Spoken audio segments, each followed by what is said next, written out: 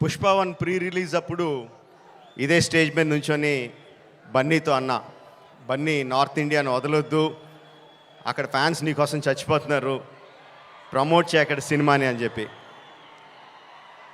3 years అయిందా, ఇప్పుడు 2 years అయిందా, ఎన్ని సంవత్సరాలు అయిపోయిందా? 3 years సుక్కు. సో 3 years తర్వాత పుష్ప 2కి బన్నీతో చెప్పాల్సింది ఏంటంటే ఈ సినిమాకి ఎటువంటి ప్రమోషన్ అవసరం లేదని. నాట్ నీడెడ్, బికాజ్ మొత్తం ఇండియా మొత్తం ఆర్ ప్రపంచంలో ఇండియన్స్ ఎక్కడ ఉన్నారో అందరూ కూడా ఆల్రెడీ టికెట్లు కూడా కొనేసుకుని ఉంటారని అర్థమైపోతుంది. జనరల్గా ఏదైనా సినిమా ఫంక్షన్కి వచ్చినప్పుడు మనం ఏం మాట్లాడినా ఆ సినిమాకి ఏదో ఒకటి హెల్ప్ అవ్వాలి. హీరో గురించి మాట్లాడినా, డైరెక్టర్ గురించి మాట్లాడినా, అందులో మనకు నచ్చిన విషయాల గురించి మాట్లాడినా, మ్యూజిక్ గురించి మాట్లాడినా, ఆ సినిమాకి ఏదో రకంగా ఎంతో కొంత హెల్ప్ అవ్వాలి అని చెప్పి ఏదో ఒకటి మాట్లాడుతూ ఉంటాం. అండ్ ఈ సినిమాకి అవసరం లేదు, ఏం మాట్లాడక్కర్లేదు ఈ సినిమా గురించి.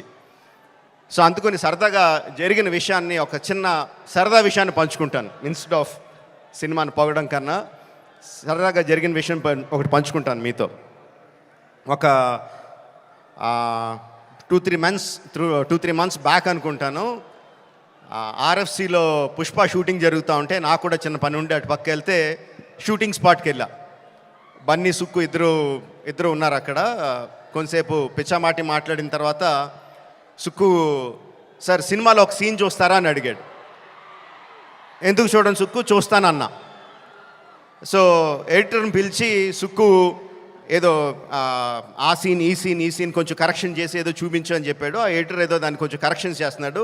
ఈ లోపల బన్నీ, సుక్కు ఇద్దరు నాతో డిస్కషన్ అండి. బన్నీ, సుక్కు అంటాడు, ఎవరన్నా సీన్ చూసి సినిమా చూస్తావా అంటే నేను చూడండి అంటాను, ఆ తర్వాత వాళ్ళతో ఏం చెప్పాలో నాకు తెలియదు అంటాడు. బన్నీ అంటాడు, అవును కూడా, నేను కూడా అస్సలు చూడను, ఎవరన్నా చూపిస్తే వాళ్ళతో ఎలా మాట్లాడాలో తెలీదు, ఫేస్లో నా మొహంలో ఎక్స్ప్రెషన్ తెలిసిపోద్దా అంటాడు. వీళ్ళిద్దరూ నా ఎదురుగుండా నాకు సీన్ చూపిస్తా, నా ఫీలింగ్స్ అన్నీ వాళ్ళిద్దరూ మాట్లాడుతుంటే దానికి నేను ఎలా రియాక్ట్ అవ్వాలో అర్థం కావట్లేదు. ఈ 10 minutes పాటు జరిగింది వీళ్ళిద్దరు డిస్కషన్. ఆ 10 minutes తర్వాత సుక్కు నాకు సీన్ చూపించాడండి. Introduction scene of Pushparaj. ఆ సీన్లో సుక్కు హార్ట్ అటాక్ తెచ్చుకోకు, ఆ సీన్లో ఏం జరుగుతుందో చెప్పట్లా, ఆ సీన్ ఎంత బాగుందో చెప్తున్నాను అంతే. ఆ సీన్ చూసిన తర్వాత నేను అన్నది ఒకటే ఒక మాట,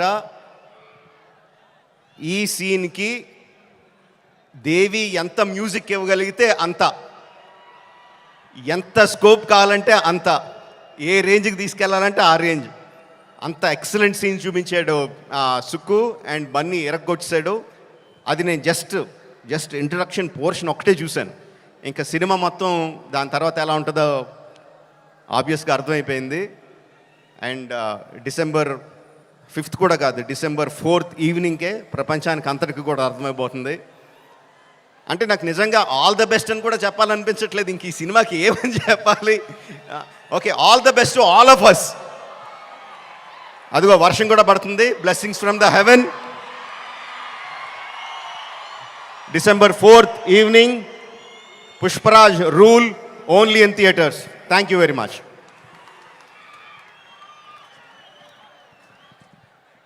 thank you so much. Rajamouli గారిని వేదిక మీదే ఉండవలసిందిగా రిక్వెస్ట్ చేస్తూ ఉన్నాము. అండ్ ప్రొడ్యూసర్స్, మన మైత్రి మూవీ